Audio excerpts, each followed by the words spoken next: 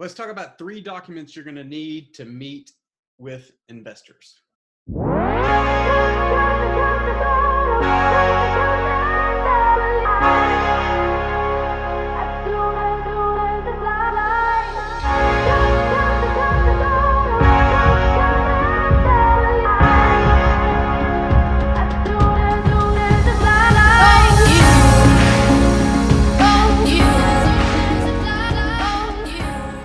Hey guys, thank you so much for joining me today. Another rainy, cloudy day in East Tennessee. I feel like I'm in Seattle over the last couple of days, but alas, we will get through it. So I've been working with a client and getting him prepared to start to reach out to investors and start the process of trying to raise his seed capital. And we were developing some of the documents together that he's going to need. And a question came back from him the other day and said, what other documents will I need in order to meet with investors? And I said, you're in good shape. And so there are 3 documents that you should think about preparing when you are getting ready to meet with investors. And the information on those documents tends to go together. So the first one you should prepare is a pitch deck. If you're not sure what slides or how to structure a pitch deck, I'm actually going to cover that in my next video on Thursday. But in general, just know that a pitch deck should be pretty succinct and short, should be very little text, a lot of imagery on the pitch deck, and should be well structured. There is no perfect way to structure a pitch deck other than to say the key with the pitch deck is that you succinctly tell the story of your business idea, your startup, and why investors should fund your model. Okay, that's the first one you need. You need a pitch deck.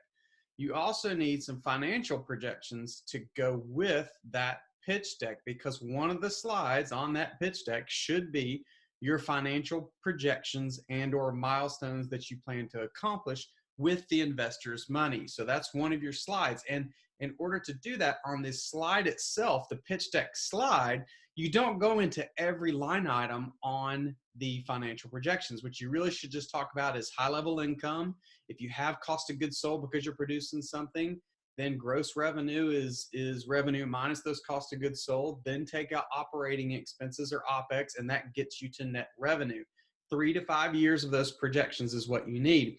On the pitch deck, you just want those line items, but you want to have gone through the process of a very detailed financial projection, because not only could investors ask to see that detail, but it will help you as well to think through all the expenses that you're going to have as you go through the process. So the second document you need is somewhere between 3 to 5 years of financial projections. I generally, especially early in the age of a startup, only suggest 3 years of financial projections, because forecasting out 5 years, so much is going to change.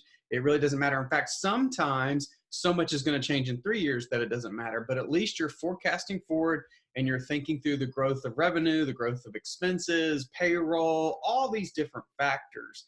And so financial projections really matter. Now, one note on financial projections. Remember, they are at best, they are an educated guess. So you can do some research to come up with some educated numbers and build your financial projections off of that. That's what I do when I work with companies. But at the end of the day, you are making your best guess about how things are going to proceed. Just know that you need those detailed financial projections, because if an investor likes what they see on their pitch deck, they may ask for the detailed projections on the backside.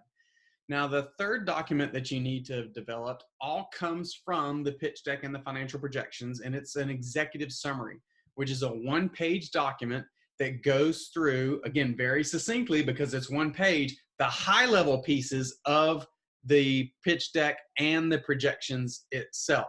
So you need 3 documents to develop in order to meet with investors. You need an executive summary, a pitch deck, and financial projections, and those financial projections will show up on that pitch deck and on that executive summary.